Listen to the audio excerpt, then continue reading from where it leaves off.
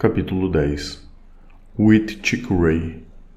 Em 1885, Gilles de La Tourette, discípulo de Charcot, descreveu a espantosa síndrome que hoje leva o seu nome, a Síndrome de Tourette. Como passou imediatamente a ser chamada, caracteriza-se por um excesso de energia nervosa e uma grande produção e extravagância de movimentos e ideias estranhas. Tiques, contrações espasmódicas, maneirismos, caretas, ruídos, imprecações, imitações involuntárias e compulsões de todo tipo, com um singular humor travesso e umas tendências a fazer palhaçadas e brincadeiras bizarras. Em suas formas superiores, a Síndrome de Tourette abrange todos os aspectos da vida afetiva, instintiva e imaginativa. Nas formas inferiores e talvez mais comuns, podem ocorrer pouco mais do que movimentos anormais e impulsividade, embora, mesmo nesses casos, haja um elemento de estranheza.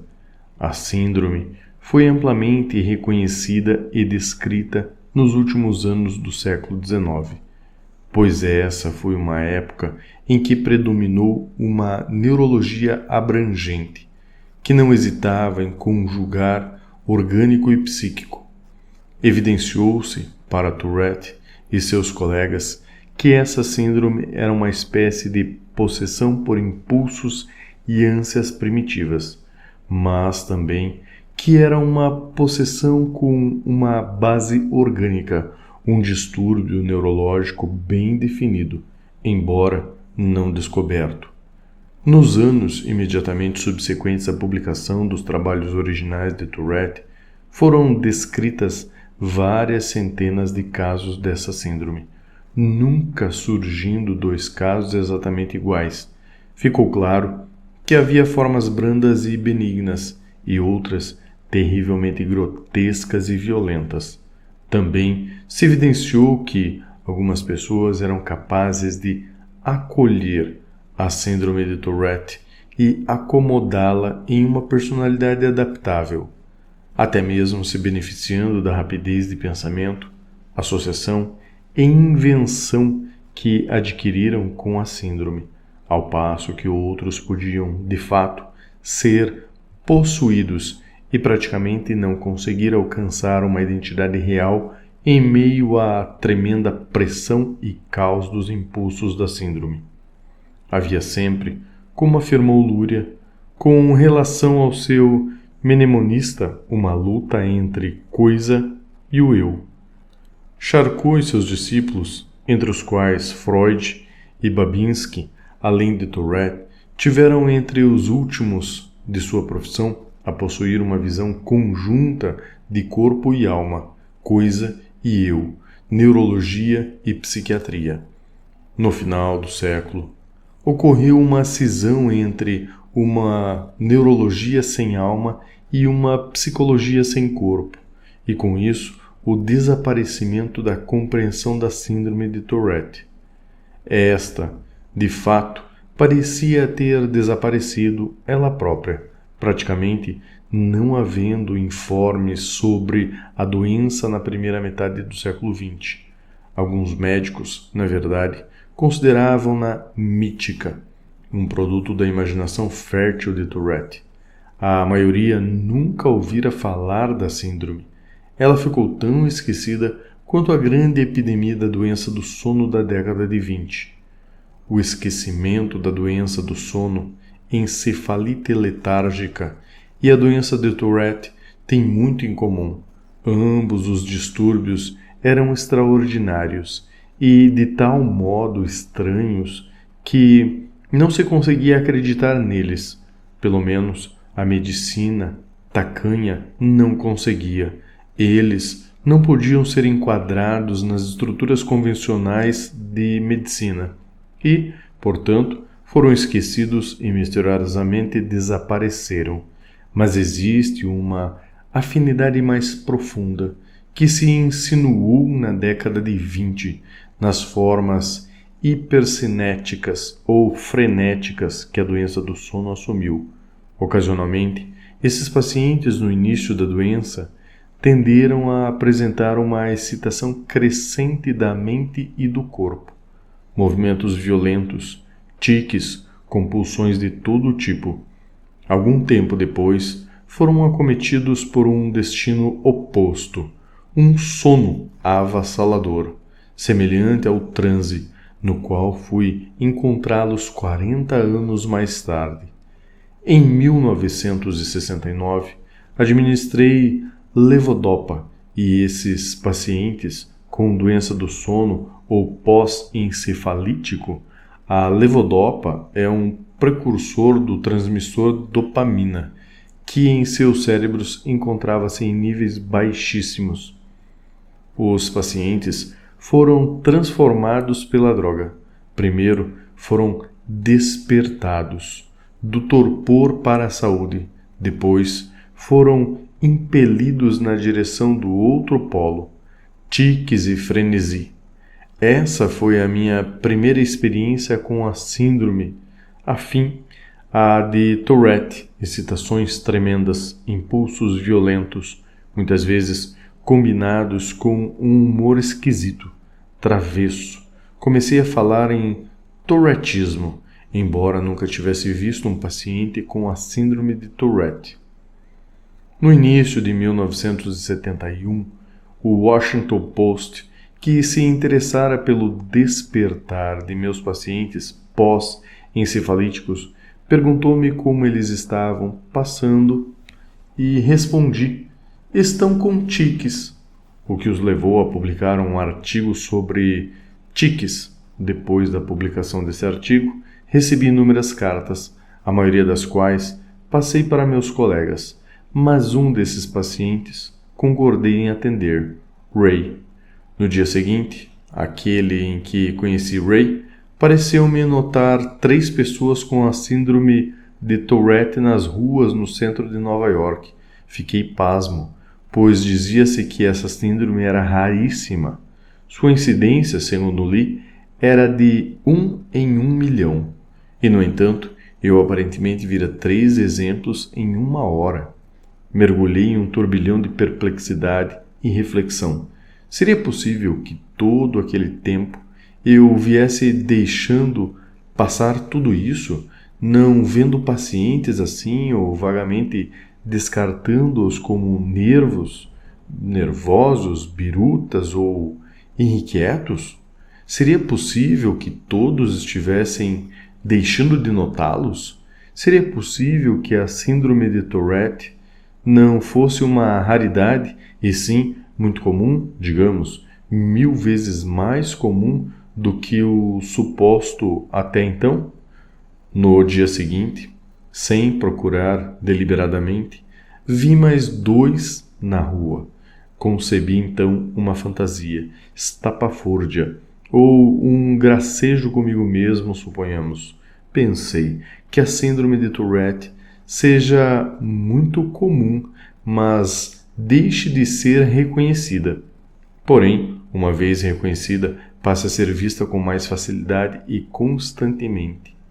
Suponhamos que uma pessoa com a síndrome reconheça a outra, que essas 2 reconheçam uma terceira, e essas uma quarta, até que, pelo reconhecimento acumulado, todo um grupo deles seja encontrado, irmãos e irmãs de patologia, uma nova espécie em nosso meio, reunidos pelo reconhecimento e solicitude mútua. Não poderia ser criada, por essa agregação espontânea, toda uma associação de nova-iorquinos com a síndrome de Tourette? 3 anos depois, em 1974, descobri que minha fantasia tornara-se realidade, que de fato surgira uma associação da síndrome de Tourette. Contava na época com 50 membros. Hoje, 7 anos mais tarde, possui alguns milhares.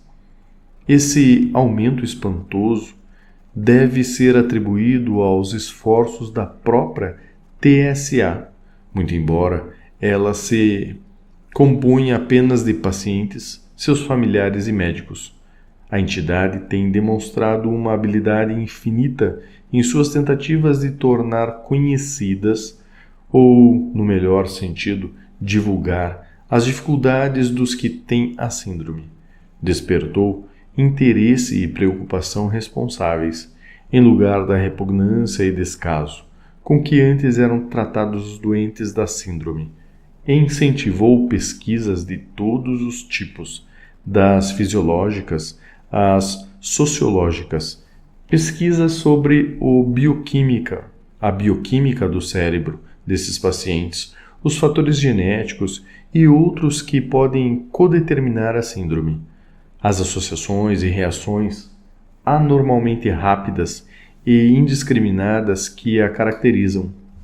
Foram reveladas estruturas do instinto e comportamento, de um tipo primitivo no aspecto do desenvolvimento e até mesmo da filogenética. Realizaram-se pesquisas sobre a linguagem corporal e a gramática e estrutura linguística dos tiques, e emergiram insights inesperados sobre a natureza das imprecações e piadas, que também são características de alguns outros distúrbios neurológicos. E, não menos importante, surgiram estudos sobre a interação dos pacientes com a síndrome de Tourette e seus familiares e outras pessoas, além de sobre os estranhos reveses que pode acompanhar tais relacionamentos. As realizações notáveis da TSA são parte integrante da história da síndrome de Tourette e, como tal, não tem precedentes. Nunca antes pacientes mostraram o caminho para o atendimento, tornando-se os agentes e empreendedores de sua própria compreensão e cura.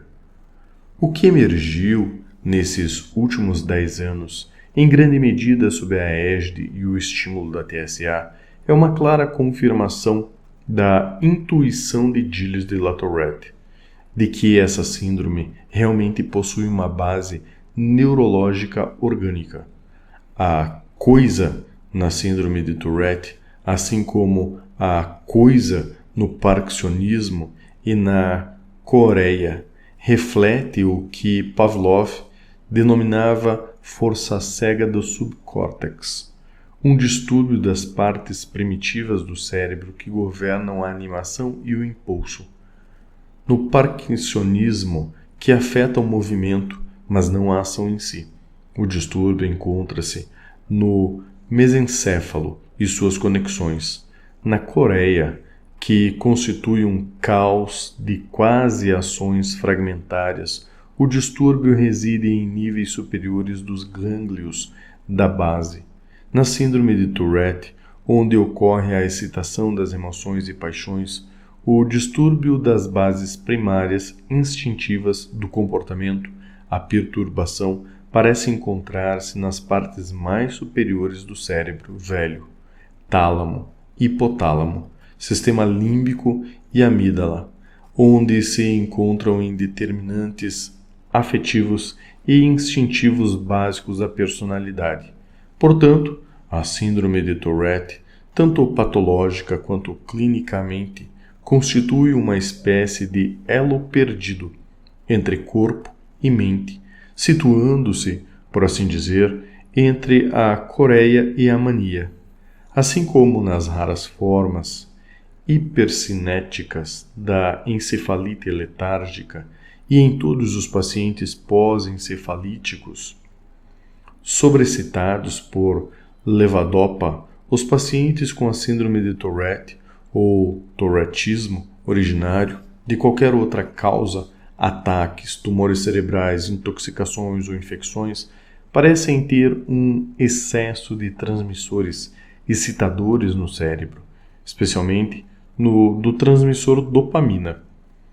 E como os pacientes parkinsonianos, letárgicos, precisam de mais dopamina para animá-los, como meus pacientes pós-encefalíticos foram despertados pelo precursor da dopamina, a levodopa, assim também os pacientes frenéticos e com a síndrome de Tourette precisavam que fossem baixada sua dopamina por um antagonista, como por exemplo a droga haloperidol ou Aldol.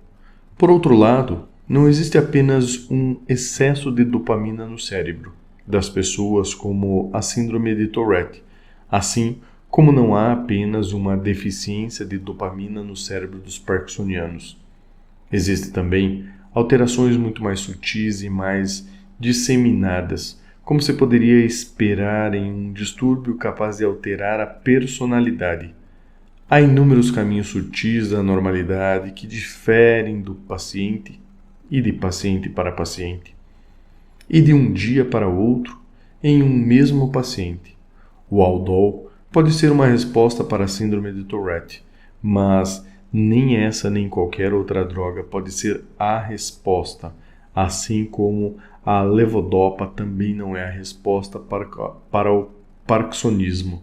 Completando qualquer abordagem puramente medicinal ou médica, deve haver também uma abordagem existencial, em especial uma compreensão sensível da ação, arte e brincar como sendo essencialmente saudáveis e livres.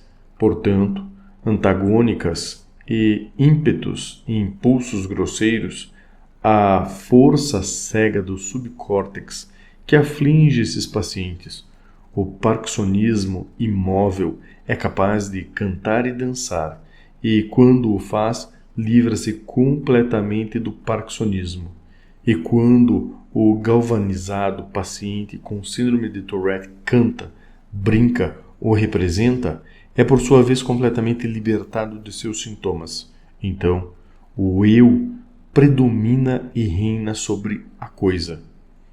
Tive o privilégio de me corresponder com o grande neuropsicólogo A.R. Luria entre o ano de 1973 e o de sua morte em 1977, e muitas vezes lhe enviei observações e fitas de vídeo gravadas sobre a síndrome de Tourette. Em uma das últimas cartas que me enviou, ele escreveu: "Isso é verdadeiramente de uma importância tremenda. Qualquer compreensão de uma síndrome como essa irá, sem dúvida, ampliar muito a nossa compreensão da natureza humana em geral. Não conheço outra síndrome que tenha um interesse comparável." Quando eu conheci Ray, ele estava com 24 anos e quase incapacitado por múltiplos tiques de extrema violência, que interrompiam em saraivadas a cada poucos segundos. Vinha sofrendo com isso desde os 4 anos de idade, sendo estigmatizado pela atenção que chamava, embora sua grande inteligência, perspicácia, força de caráter e senso de realidade lhe permitissem cursar com êxito o colégio e a faculdade, e ser valorizado e amado por alguns amigos e pela esposa. Porém, desde que deixara a faculdade, ele fora demitido de uma dúzia de empregos, sempre em razão dos tiques, nunca por incompetência. Sofrera crises contínuas de um tipo ou de outro, provocadas em geral por sua impaciência, belicosidade, seu grosseirismo e brilhante atrevimento. E ele estava com o casamento ameaçado pelos brados involuntários de "foda-se", "merda" e coisas do gênero, que irrompiam dele nos momentos de excitação sexual. Ele, assim como muitos pacientes com essa síndrome, eram extremamente musicais e não poderiam ter sobrevivido emocionalmente ou economicamente, se não fosse baterista de jazz. Nos fins de semana, de genuíno talento, famoso por suas súbitas e arrebatadas improvisações que eram provocadas por um tique ou uma batida compulsiva num dos tambores e se transformavam instantaneamente no núcleo de uma ardosa e maravilhosa improvisação, de modo que a intromissão repentina tornava-se uma brilhante vantagem. Seus sintomas da síndrome também eram vantajosos em alguns jogos, em especial ping-pong, no qual ele era insuperável, em parte graças à sua rapidez anormal de reflexos e reação, mas especialmente, outra vez, devido às improvisações, lances muito súbitos, nervosos, doidos em suas próprias palavras, que eram tão inesperados e espantosos que não podiam ser rebatidos. A única ocasião em que ele se livrava dos tiques era no descanso pós-coito, ou durante o sono, ou quando nadava, cantava ou trabalhava, de maneira uniforme e rítmica, encontrando uma melodia cinética, uma atividade que era isenta de tensão, isenta de tiques e livre. Sob a influência exaltada, explosiva e histriônica, ele era um homem imensamente sério e desesperado. Nunca ouvira falar da TSA, que de fato era incipiente na época, nem do Aldol. Ele próprio chegara a seu diagnóstico de portador da síndrome de Tourette depois de ler o artigo Tics do Washington Post. Quando confirmei o diagnóstico e mencionei o uso do Aldol, ele se mostrou animado, mas cauteloso. Fiz um teste com o Aldol por injeção e ele revelou uma sensibilidade extraordinária ao medicamento, tornando-se praticamente livre de tiques por um período de 2 horas depois que eu ter administrado não mais do que 1/8 de miligrama. Após esses testes auspiciosos, iniciei seu tratamento com o Adol, prescrevendo uma dose de 1/4 de miligrama 3 vezes por dia. Ele retornou uma semana seguinte, de olho roxo e nariz quebrado, dizendo: "Não quero mais saber dessa bosta de Aldol." Até mesmo aquela dose diminuta o desequilibrara, interferindo em sua velocidade, seu ritmo, seus reflexos, fantasticamente rápidos. Ele explicou: como muitas pessoas com a síndrome de Tourette, ele sentia atração por coisas giratórias, em especial portas, saindo e entrando por elas com a rapidez de um raio. Com Aldol, ele perdera o jeito, calculara mal seus movimentos, levando uma forte pancada no nariz.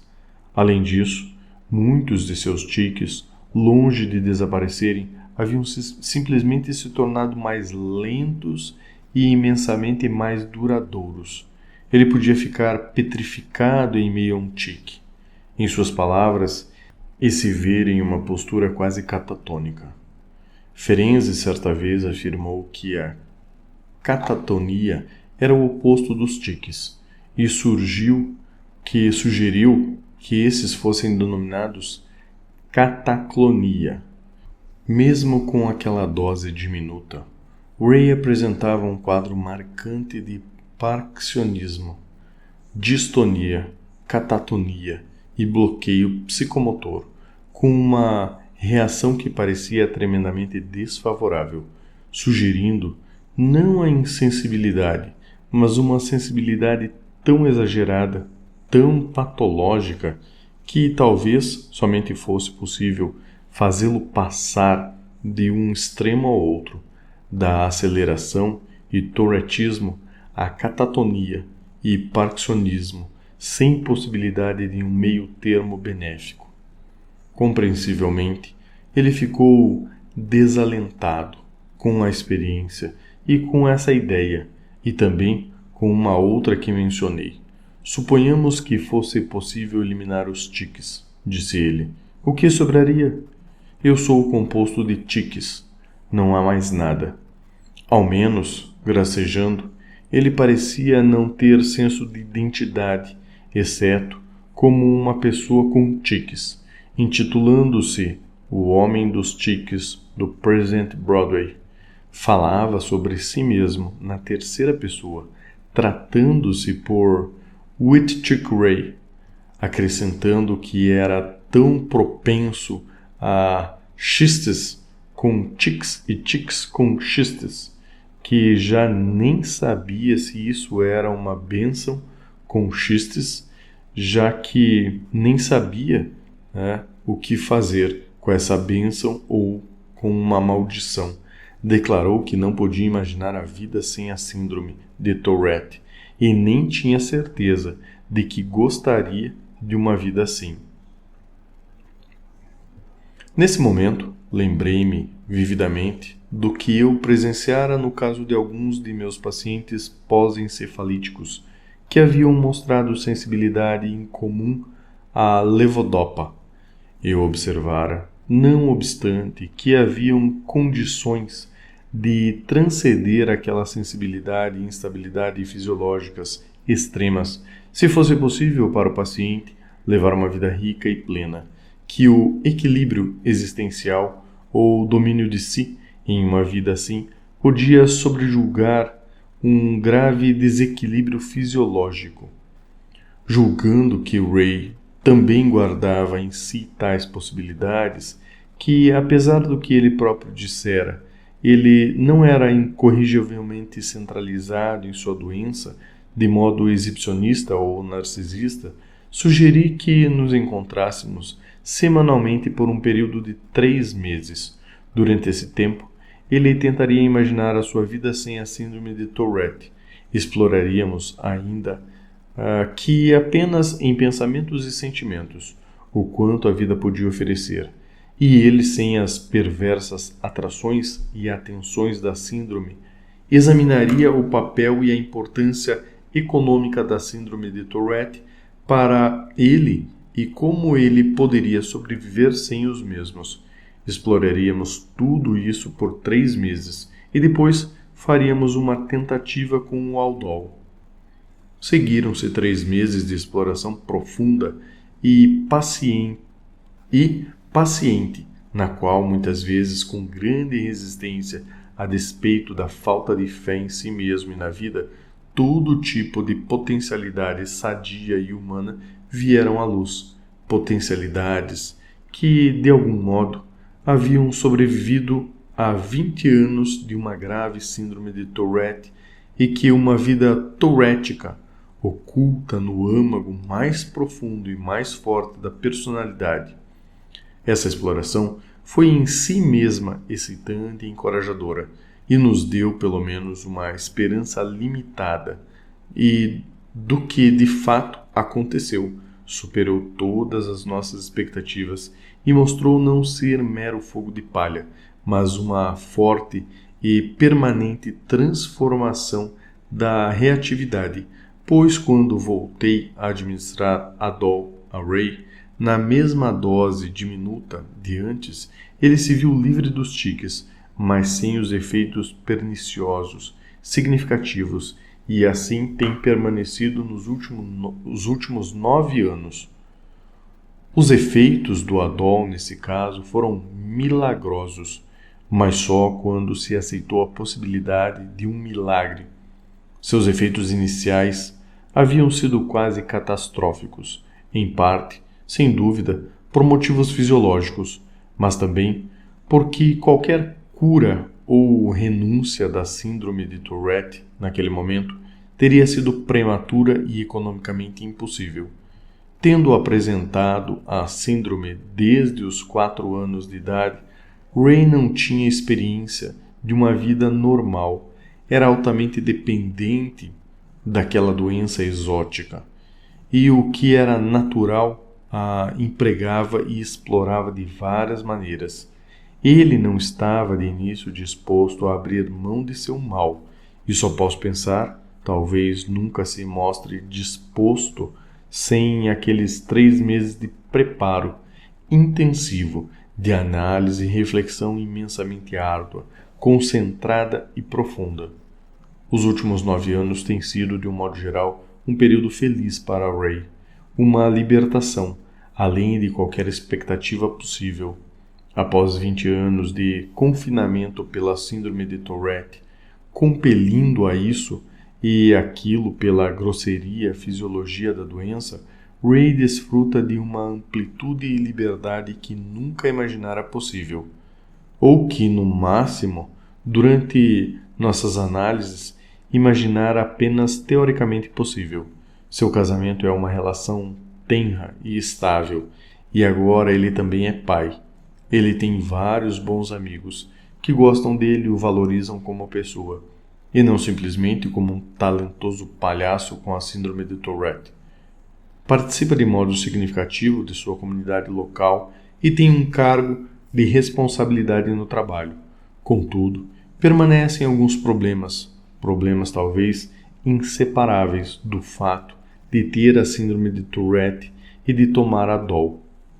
Durante as horas e a semana de trabalho, Ray permanece sóbrio, sensato, convencional, com Adol, e assim que ele descreve seu eu com Adol, tem movimentos e ideias lentos e deliberados, sem a impaciência e impetuosidade existente antes do Adol, mas também sem as arrebatadas improvisações e inspirações.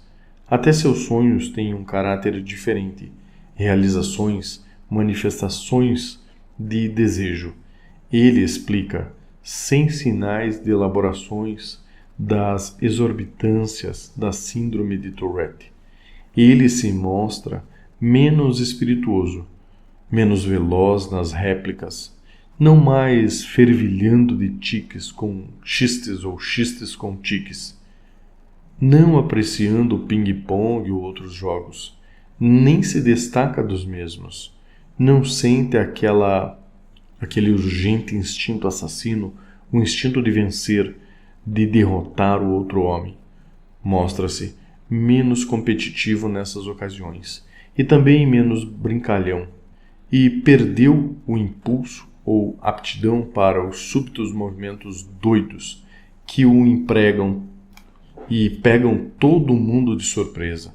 Desapareceram suas obscenidades, seus atrevimentos grosseiros, sua audácia. Cada vez mais surge nele o sentimento de estar falando alguma coisa. O mais importante e incapacitante, por servir-lhe vital, como sustento e modo de autoexpressão. Ele descobriu que com o Adol tornava-se musicalmente apagado, medíocre, competente, mas sem energia, entusiasmo, exuberância e alegria. Não havia mais os tiques ou toques compulsivos nos tambores, mas ele já não tinha seus arroubos desvairados e criativos. Quando esse padrão ficou claro para ele, e depois de discuti-lo comigo, Ray tomou uma decisão importante. Tomaria o Adol conscienciosamente nos dias úteis, mas se livraria dele para poder disparar nos fins de semana.